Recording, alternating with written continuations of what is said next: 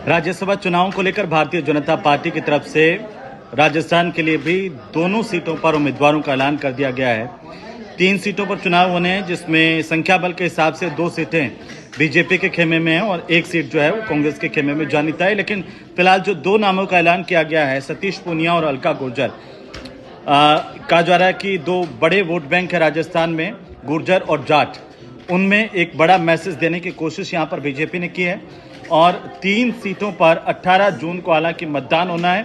तो ये संशय, तमाम तरह की आशंकाएं थी, उन पर अब लगाम लग गई है जब बीजेपी ने अपने नामों का ऐलान कर दिया है।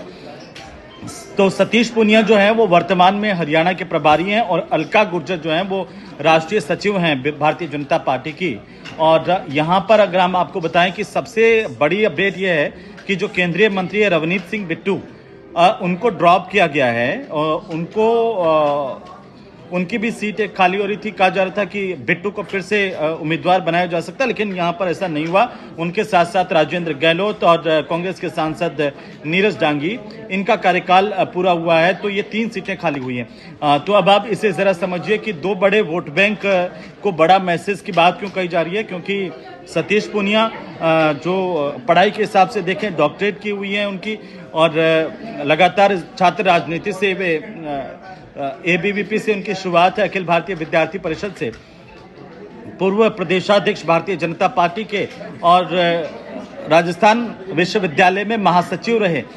इसके अलावा भारतीय जनता युवा मोर्चा के प्रदेशाध्यक्ष भी रहे और मुख्य संगठन में भी प्रदेशाध्यक्ष की जिम्मेदारी राजस्थान की संभाल चुके हैं। 2018 में पहली बार विधायक बने, अभी हरियाणा के प्रभारी हैं, इसलिए आज से बहुत महत्वपूर्ण है। जाट समाज से आते हैं, उनके नाम को लेकर पहले से चर्चा थी और माना जा रहा था कि अब की बार तो सतीश पूनिया को राज्यसभा भेजा जा सकता है। लेकिन आप ये मान के चलिए कि इससे आगे भी चर्चाएं हैं सतीश पूनिया के नाम को लेकर के, वो ये है कि सतीश पूनिया को केंद्रीय मंत्रिमंडल में भी आगे जगह दी जा सकती है। हालांकि ये फैसला बीजेपी को करना है, लेकिन चर्चाएं हैं इस तरह की।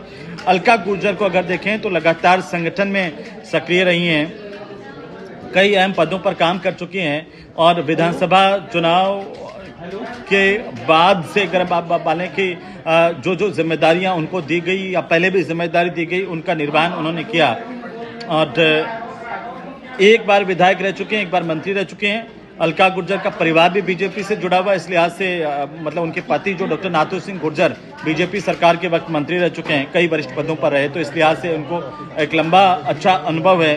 दोनों जो चुनाव प्रत्याशियों का किया गया है, ये पार्टी कार्यकर्ता भी इस पर खुशी जता रहे हैं और इसे अच्छा बता रहे हैं।